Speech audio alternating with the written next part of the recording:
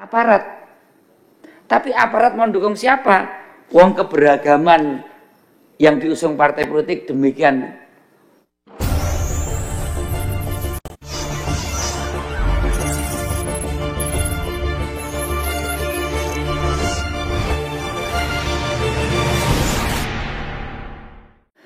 Kawan-kawan pimpinan dan kawan-kawan anggota yang saya hormati, sekali lagi selamat kepada Profesor S. Muhammad Tito Karnavian, MA, PhD, menjabat Menteri Dalam Negeri untuk 2 periode pemerintahan.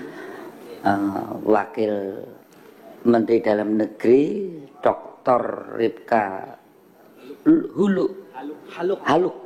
Haluk Esos MM, dan juga cendekiawan yang juga politisi sebagai Wamen Dr. Bima Arya Sugiarto SIPMA. Banyak kawan-kawan sudah menyampaikan persoalan-persoalan yang tentu menjadi tanggung jawab kita bersama untuk 5 tahun ke depan antara Komisi 2 dengan Mitra Kerja Mendagri. Persoalan 5 tahun ke depan yang harus kita cermati 2 hal, persoalan ekonomi yang masih belum jelas kondisi ekonomi global yang kemungkinan sesuatu yang harus kita navigasikan. 5 tahun ini situasi ekonomi akan berjalan dengan baik, khususnya pangan, energi. Selain persoalan ekonomi, tentunya juga harus kita dengar betul mengenai persoalan demokrasi atau konsolidasi demokrasi kita ke depan. Kalau demokrasi itu kan yang ribut cuma partai politik sebagai peserta, kemudian penyelenggara KPU, Bawaslu gitu. Kemudian gesekan antar partai politik gitu Pak. Tapi 1 tahun 3 tahun terakhir ini dari kalangan rohaniwan, kalangan budayawan, kampus non kampus, politisi, kemudian birokrat, TNI, Polri, semua sibuk bicara soal sebenarnya apa yang paling menjadi persoalan demokrasi kita saat ini dan bentuk demokrasi kita ke depan itu seperti apa. Tapi melenceng-melencengnya atau benjo-benjonya demokrasi kita selama pasca reformasi ini, kita harus tetap mensyukuri karena NKRI dan Pancasila masih tetap menjadi falsafah ideologi bangsa dan NKRI tetap utuh. Tapi kalau kita tidak hati-hati mensikapinya, itu ada hal yang harus kita sikapi, ada potensi-potensi yang menguat faktor disintegrasi bangsa karena hal-hal yang menyangkut demokrasi ini semakin benjo, nggak semakin membaik. Pelaksanaan Pilkada 2024 yang tadi banyak disoroti teman-teman, memang ini kita juga barunya karena serentaknya 508 kota kabupaten dan 37 provinsi yang dijadwalkan akan berlangsung 27 November dan sekarang kita sudah masuk kampanye pilkada. Ini produk dari keputusan politik ruangan ini juga, karena keserentakan ini merupakan langkah yang strategis yang waktu itu argumentasinya adalah untuk efisiensi dan bagaimana partisipasi pemilih ini bisa serentak dan pergantian kekuasaan di tingkat pusat, tingkat provinsi dan tingkat kabupaten itu bisa serentak sehingga tidak mengganggu proses keinginan kita untuk mewujudkan demokrasi yang substansial, yaitu kesejahteraan itu sendiri. Maka saya juga mulai mengingat kenapa sih dulu jadi pilkada secara langsung kok nggak ke DPRD saja sih? Kok nggak ke kabupaten kota DPRD-nya yang langsung memilih? Kok harus dikembalikan kayak pilpres, rakyat yang langsung memilih? Argumentasinya bahwa kesejahteraan rakyat ini harus didukung tidak hanya stakeholder pemerintah, tapi juga kolaborasi, sinergi antara rakyat dengan berbagai instrumen-instrumen untuk mewujudkan kesejahteraan. Maka partisipasi rakyat ini yang kemungkinan besar pada saat terpilihnya kepala daerah, dukungan partisipasi akan berlanjut di dalam mensukseskan kinerja dari kepala daerah. Inilah yang sebenarnya dari hajatannya partai politik di DPR, menjadi hajatan rakyat. Rakyat berpesta, ya, berpesta untuk memilih pemimpinnya sehingga legitimasi, kapabilitas dan integritas dari kepala daerahnya itu lebih dijamin karena rakyat menggunakan hak pilihnya. Nah, inilah yang sebenarnya harus kita jaga untuk semakin pilkada ke pilkada itu muncul tokoh-tokoh lokal, ya kan? Bahkan partai kami atau partai PDI Perjuangan menyiapkan betul untuk pilkada itu sampai lahirnya ya Pak Jokowi, ya, lahirnya Azwar Anas, lahirnya Bu Risma, lahirnya tokoh-tokoh dari partai-partai lain juga muncul orang-orang yang memang mempunyai kompetensi, integritas dan kapabilitas sebagai kepala daerah. Nah, disitulah saya kira Kemendagri punya hajatan untuk melakukan pengawasan dan bagaimana penegakan aturan untuk mencegah praktek-praktek yang menjadi stakeholder di bawahnya, sehingga praktek-praktek ini yang dianggap melanggar ketentuan daripada undang-undang yang semuanya sudah diatur di dalam Dirjen atau Direktorat masing-masing ini tetap harus menjaga pelaksanaan nanti. Legitimasi pemimpin daerah itu akan muncul dengan sistem yang tidak dirusak. Ini yang saya kira teman-teman tadi persoalkan, bahwa tatanan demokrasi yang semakin dianggap sekarang ini indeks demokrasinya menurun atau melemah, itu memang tidak bisa lepas hal-hal yang terkait domainnya kekuasaan eksekutif. Kekuasaan eksekutif ini bisa kemanapun, ya, dan mudah melakukan intervensi. Itu memang fakta yang tidak bisa dihindari, ya. Bagaimana kekuasaan eksekutif yang demikian besar itu kita seimbangkan dengan yudikatif dan eksekutif yang ada di sini dan legislatif yang ada di sini untuk menyeimbangkan, ya. Bagaimana yudikatif dan legislatif itu menyeimbangkan supaya tidak terjadi abuse of power sampai di dalam pelaksanaan pilkada. Nah, salah satu permasalahan yang ke depan soal demokrasi inilah bagaimana kekuasaan eksekutif, presiden sebagai kepala negara dengan kekuasaan yang demikian besar itu bisa menggeser demokrasi ke arah lain.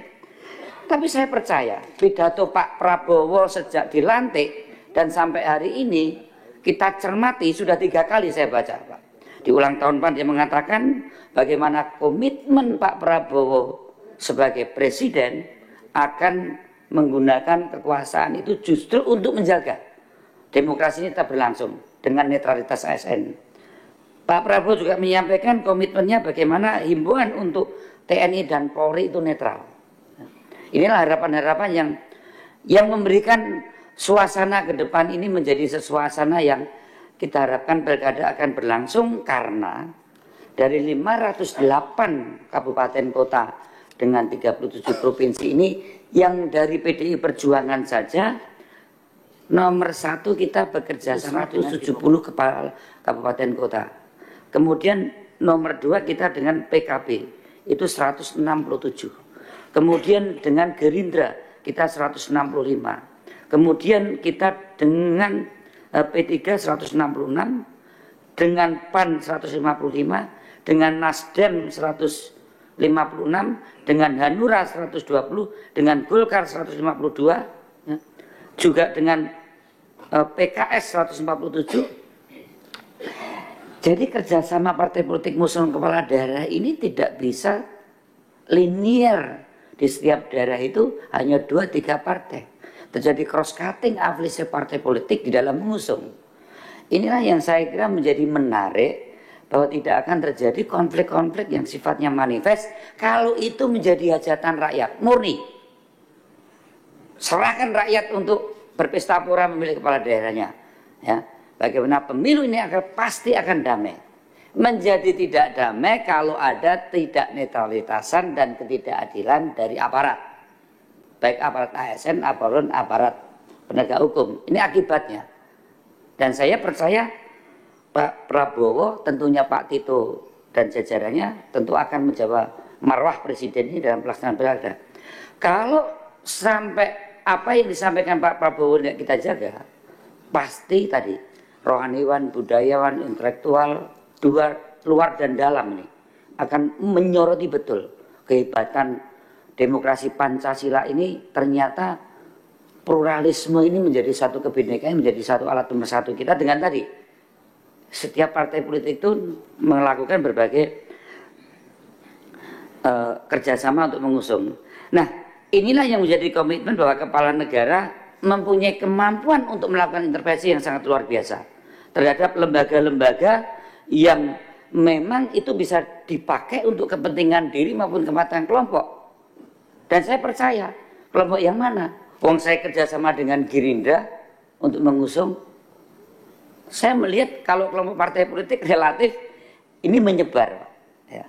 Nah, inilah yang kita harapkan kepala negara termasuk jajaran pemerintahan tidak akan mengabaikan norma-norma yang mana hanya dengan keinginan untuk bisa menahan diri itulah dengan kekuasaan yang dimiliki pihak eksekutif inilah demokrasi bisa berjalan. Tapi kalau mau ditabrak udahlah, semua bisa. Maka disinilah kita rapat supaya terjadi check and balancing, dan kami percaya bagaimana menjaga independensi ASN yang terutama di bawah Pak Mendagri ini, marwah dari pemerintahan saat ini akan tetap terjaga di dalam menjaga demokrasi dan kekuasaan yang seimbang antara eksekutif dan legislatif juga yudikatif. Inilah yang nantinya tatanan demokrasi atau pilkada serentak saat ini menjadi akan semakin baik atau semakin lemah. Maka dalam rapat hari ini Pak Tito selaku Mendagri, kami tentu sangat berharap komitmen dari Pak Tito selaku Mendagri yang juga merupakan komitmen dari Pak Presiden Prabowo yang sudah disampaikan berbagai forum untuk independensi atau komitmen netralitas ASN, juga bagaimana imbauan kewibawaan untuk menjaga TNI dan Polri ini dalam posisi yang netral, itu sangat-sangat kita harapkan.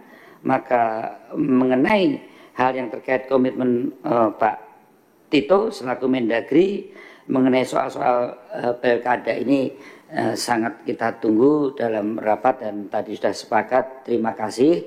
Kita akan lanjuti dengan pertemuan-pertemuan PLT Gubernur maupun PLT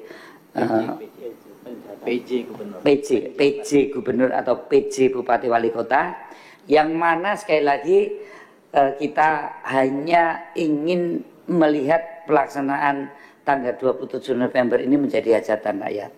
Kalau ada hal-hal yang mungkin tadi disinggung oknum-oknum tapi kok masif, itu adalah satu yang nanti mau kita sentil-sentil dikit. Kalau belok-belok atau geser-geser, tengahkan kembali. Karena yang namanya masif itu hanya bisa dilaksanakan oleh satu organisasi yang mempunyai sistem. Kalau yang namanya calon-calon ini kalau ada kecurangan itu ya parsial. Tapi kalau masif itu akibat sistemik. Sistemik itu akibat terstruktur. Dan siapa yang punya struktur ini? Tentulah aparat. Tapi aparat mendukung siapa? Wong keberagaman yang diusung partai politik demikian beragam. Kalau saya total 1954